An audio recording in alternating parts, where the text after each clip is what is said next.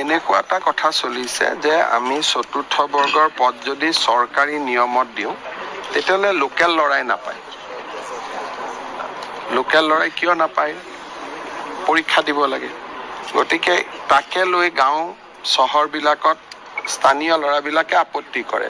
সেইকাৰণে আমি এটা ছিষ্টেম কৰিব খুজিছোঁ য'ত নেকি স্কুলখনৰ প্ৰিন্সিপালকে তাৰ এজন গ্ৰেড 4 এমপ্লয়ী ল'ব পাৰে স্থানীয় জেগাৰ। তাৰ কাৰণে এটা নীতি এটা বনাই আছো, কিন্তু এইটো 26ৰ আগত নহয়, 26ৰ পিছত সেইটো ৰাখিব লাগিব। কাৰণ নহ'লে 4th গ্ৰেড এমপ্লয়ীখিনি বেলেগ জিলাৰ পৰা বেলেগ জিলাত গ'লে মানুহে বেয়া পায়। সেইকাৰণে বহুতবিলাক ৰাজ্যত আজিকালি নতুন নতুন কিছুমান নিয়ম কৰিছে। ময়ো এইবাৰ শিকি আহিছোঁ 2-3টা। কিন্তু বিধানসভা নিৰ্বাচনৰ আগত যিহেতু আমাৰ এডভাৰটাইজ হৈয়ে গ'ল, নিযুক্তিয়ে হ'ব গোটেই পোষ্টখিনি।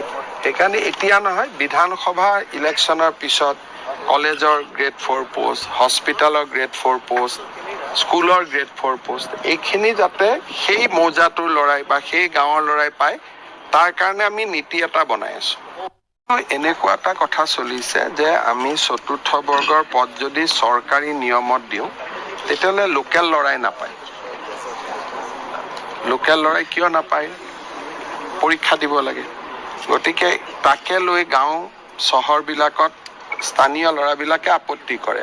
সেইকাৰণে আমি এটা ছিষ্টেম কৰিব খুজিছোঁ য'ত নেকি স্কুলখনৰ প্ৰিন্সিপালকে তাৰ এজন গ্ৰেড 4 এমপ্লয়ী ল'ব পাৰে স্থানীয় জেগাৰ।